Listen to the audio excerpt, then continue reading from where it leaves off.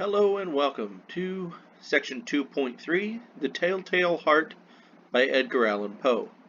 It's a short story, and we're going to read it from front to back, top to bottom, beginning to end. Ready? Let's go. True, nervous, very, very dreadfully nervous I had been, and am. But why will you say that I am mad? The disease had sharpened my senses, not destroyed, not dulled them. Above all was the sense of hearing, acute. I heard all things in the heaven and in the earth. I heard many things in hell.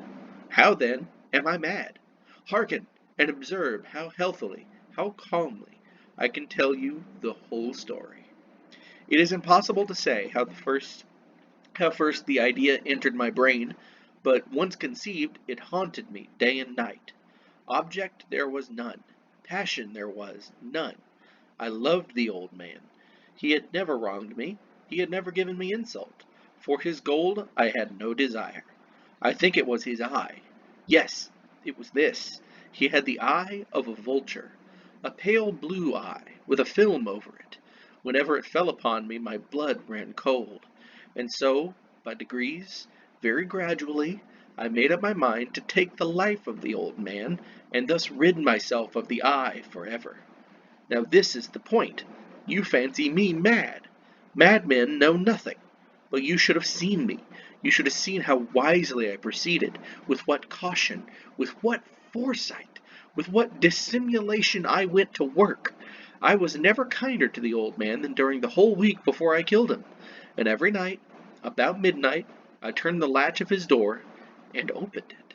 Oh, so gently.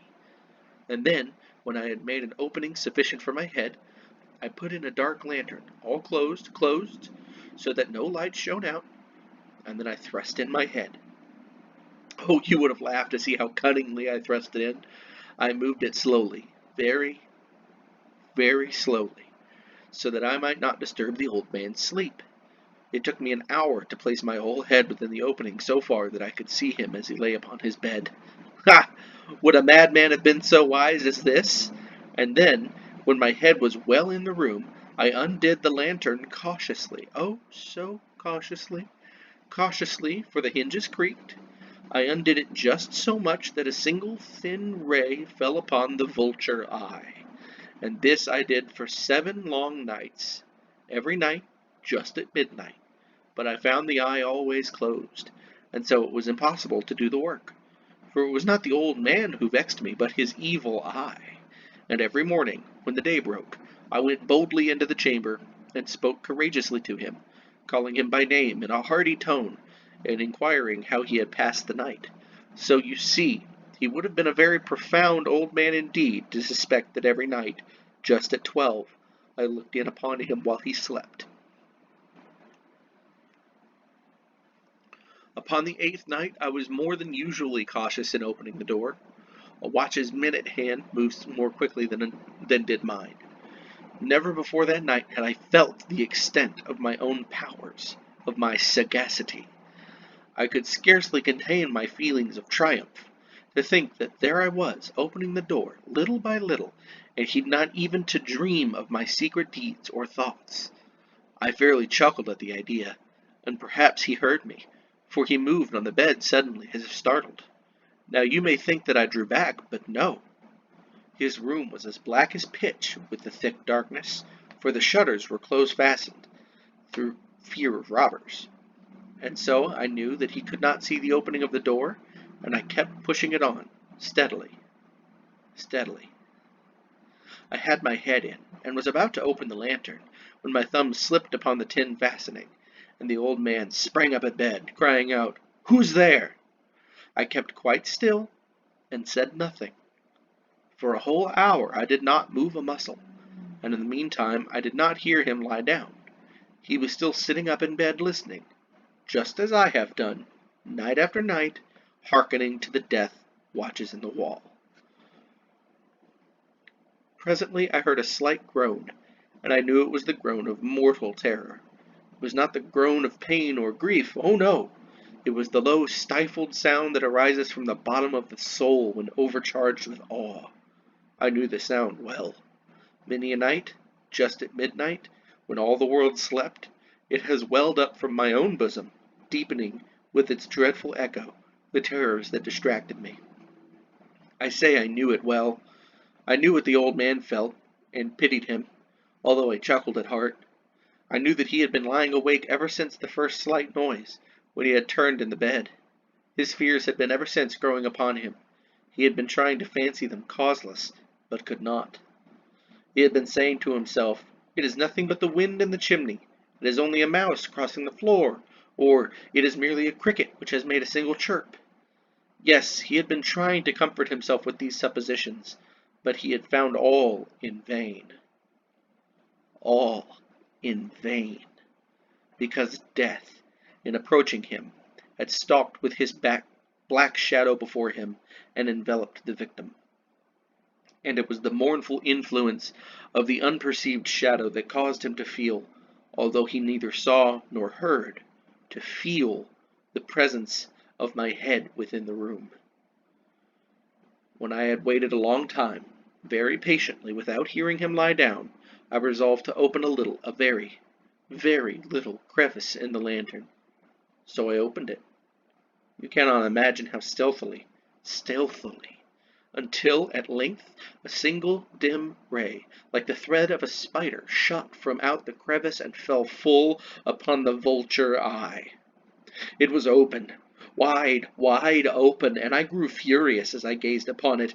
I saw it with perfect distinctness, all a dull blue, with a hideous veil over it that chilled the very marrow in my bones. But I could see nothing else of the old man's face or person, for I had directed the ray as if by instinct precisely upon the damned spot. And have I not told you that what you mistake for madness is but over-acuteness of the senses? Now, I say, there came to my ears a low, dull, quick sound, such as a watch makes when enveloped in cotton. I knew that sound well, too. It was the beating of the old man's heart. It increased my fury, as the beating of a drum stimulates the soldier into courage. But even yet I refrained and kept still. I scarcely breathed. I held the lantern motionless. I tried how steadily I could maintain the ray upon the eye. Meantime, the hellish tattoo of the heart increased. It grew quicker and quicker, and louder every instant. The old man's terror must have been extreme. It grew louder, I say, louder every moment. Do you mark me well? I have told you that I am nervous. So I am. And now at the dead hour of the night, amid the dreadful silence of that old house, so strange a noise as this excited me to uncontrollable terror. Yet for some minutes longer I refrained, and stood still. But the beating grew louder. I thought the heart must burst, and now a new anxiety seized me. The sound would be heard by a neighbor. The old man's hour had come. With a loud yell, I threw open the lantern and leapt into the room. He shrieked once only. In an instant I dragged him to the floor, and pulled the heavy bed over him. I then smiled gaily to find the deed so far done, but for many minutes the heart beat on with a muffled sound. This, however, did not vex me. It would not be heard through the wall. At length it ceased. The old man was dead. I removed the bed and examined the corpse. Yes, he was stone dead. I had placed my hand upon the heart and held it there many minutes. There was no pulsation. He was stone dead. His eye would trouble me no more. If you still think me mad, you will think so no longer when I describe the wise precautions I took for the concealment of the body. The night waned, and I worked hastily but in silence. First of all, I dismembered the corpse. I cut off the head and the arms and the legs. I then took up 3 planks from the floor of the chamber and deposited all between the scantlings. I then replaced the board so cleverly, so cunningly, that no human eye, not even his, could have detected anything wrong. There was nothing to wash out, no stain of any kind, no blood spot whatever. I had been too wary for that. A tub had caught all. Ha! Ha! When I had made an end of these labors, it was 4 o'clock. Still dark as midnight. As the bell sounded the hour, there came a knocking at the street door. I went down to open it with a light heart, for what had I now to fear? There entered 3 men, who introduced themselves, with perfect suavity, as officers of the police. A shriek had been heard by a neighbor during the night. Suspicion of foul play had been aroused. Information had been lodged at the police station, and they, the officers, had been deputed to search the premises. I smiled, for what had I to fear? I bade the gentleman welcome. The shriek, I said, was my own, in a dream. The old man, I mentioned, was absent, in the country. I took my visitors all over the house. I bade them search well. I led them, at length, to his chamber. I showed them his treasures, secure, undisturbed. In the enthusiasm of my confidence, I brought chairs into the room, and desired them here to rest for their fatigues, while I myself, in the wild audacity of my perfect triumph, placed my own seat upon the very spot beneath which reposed the corpse of the victim. The officers were satisfied.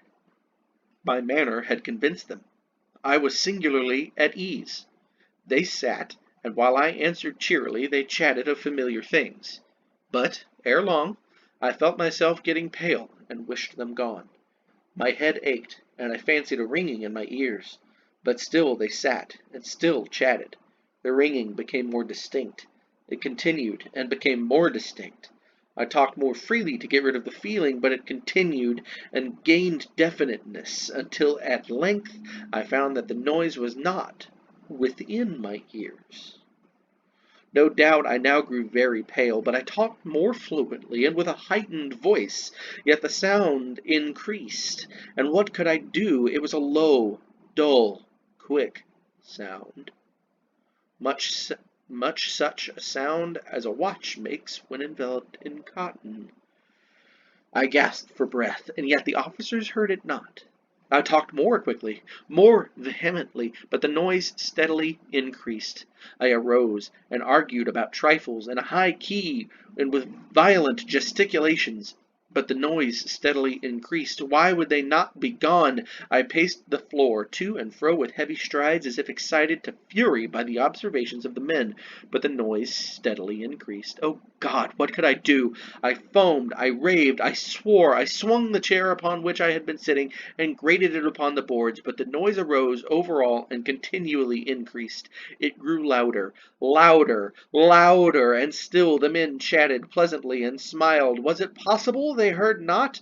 Almighty God, no, no, they heard, they suspected, they knew. They were making a mockery of my horror. This I thought, and this I think, but anything was better than this agony. Anything was more tolerable than this derision. I could bear those hypocritical smiles no longer. I felt that I must scream or die. And now, again, hark, louder, louder, louder. Villains, I shrieked, dissemble no more. I admit the deed. Tear up the planks. Here, here, it is the beating of this hideous heart.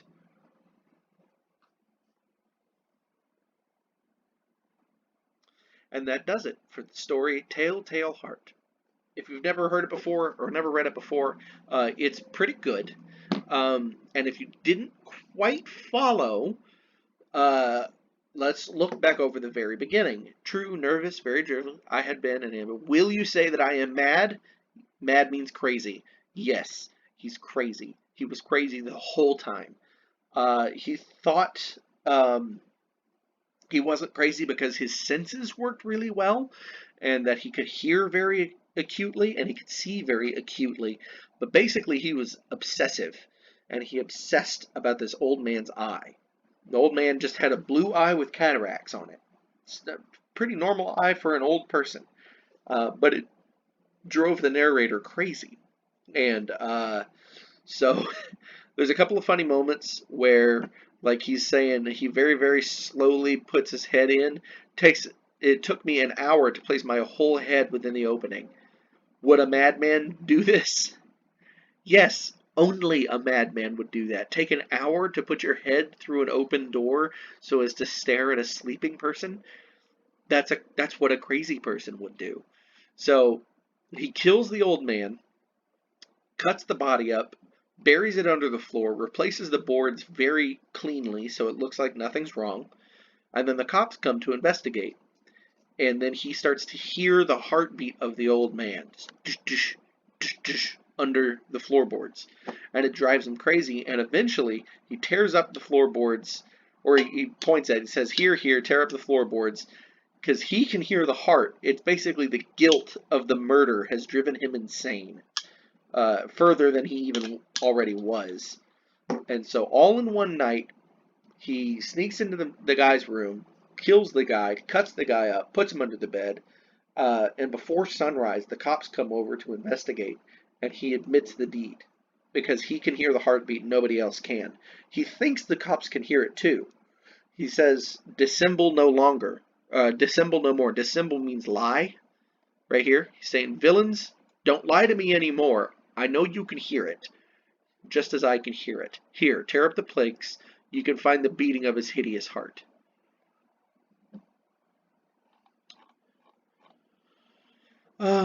Exercise understanding the telltale heart. How does the narrator describe the old man's unusual eye? Right, that's the light blue eye with the film over it. A film over it is just a diagnostic of cataracts. It's just the old man is like half blind. That's about all it means. What noise causes the old man to wake up? The creak of the lantern. Where does the narrator hide the old man's body? Under the floorboards. What does the narrator tell the police about the shriek the neighbors hear? He says it was mine. It was the narrator's, because he had a bad dream. But finally forces the narrator to confess his own guilt. Or the sound of the beating is probably what they wanted. Characterization. Gothic mood. So, Gothic is all about that dark, foreboding, something wrong is going on kind of thing. It's a combination of fiction and horror. The mood or emotion of a story could be frightening, suspenseful, encouraging, or peaceful. Well, peaceful is the grave. I'd say. Like that serene emptiness. Mystery is common. Gloomy, dark, and old. Here in the setting. The setting is gloomy, dark, and old. First-person narrator is common.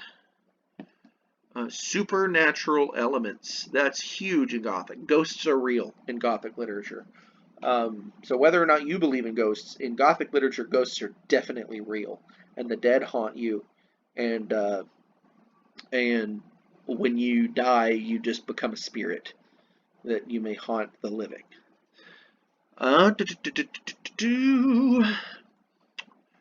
The main character in Telltale Heart insists that he's not insane. Do you think that the narrator is insane? Why or why not? What evidence in the story supports his sanity or insanity? You could try to defend his sanity if you wanted. It would be a little hard, I think, to find any textual evidence that he was sane, but it could be worth your time. Exercise. Characterization and point of view. Use 3 adjectives to describe the narrator in the first part of the story. Okay, in the first part of the story, he was obsessive, definitely obsessive. He was quiet, and he was, he planned well. What's an adjective for planned well? He was intentional. Which elements of Gothic literature does the story contain? Supernatural elements? Well, maybe. You could say that the heart was actually beating. That would be supernatural, but mostly that's just in his own head. Dark, gloomy setting is definitely in there. Suspense, horror is in there. Look at the section of the Telltale Heart in which the narrator opens the old man's bedroom door, causing the old man to sit up in his bed and yell, "Who's there?" What if Poe gave the old man's point of view and you could read what the old man was thinking? Would the old man's point of view make it more suspenseful? Or is it more suspenseful to read about the old man's fear from the narrator's point of view? Explain your answer. That's an interesting question. If you switch the perspective and suddenly it said, "I'm sitting in bed and I hear this noise." No, I think it's more suspenseful this way because you get that weird glee, that laughter, that happiness that he has, that the old man is in danger. And you get the old man being fearful because he says, he's, oh, I know what he's doing. He's trying to poo-poo the noises and say there's a reason for it. He's trying to give a reason for the noises, but there's no reason. It's me. Ha ha ha, it's me. And you get the contrast of the old man's fear with the narrator's glee, and that makes it weirder, I think. Looking at the flashcards. Flashcards. Fiction means fake, not real. Story with imaginary people and events. First person point of view. Yeah, that's I, me, my. Me, my, we, us, our. Limited third person. Okay, so limited third person is when the narrator says things about them. That's the main. Nobody is I. Everybody is them. They go. They do. Harry Potter is written in limited third person. Um, let's see. Here's the official definition: told by an unnamed narrator who focuses mostly on one character's perspective. Uses the pronoun he or she to refer to the main character and all the other characters.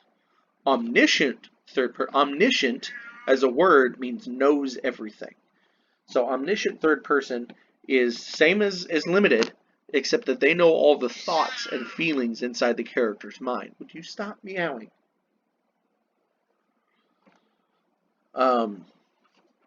Omniscient means they know everything, so here you go. Told by an unnamed narrator who has full knowledge of all characters' thoughts and feelings. Gothic literature, that's that dark, gloomy, ghosts are real kind of thing. Short story is pretty self-explanatory. It's a story that is short. It's shorter than a novel, but has a full beginning, middle, and end with characters and theme and plot and all that. Characterization. How do you define that? The descriptions and details that an author uses to create a character's personality traits. Okay. Just the depth of character is characterization. And then setting is the time and place in which the story occurs. There you go. And that'll be it for section 2.3. I'll see you in the next one.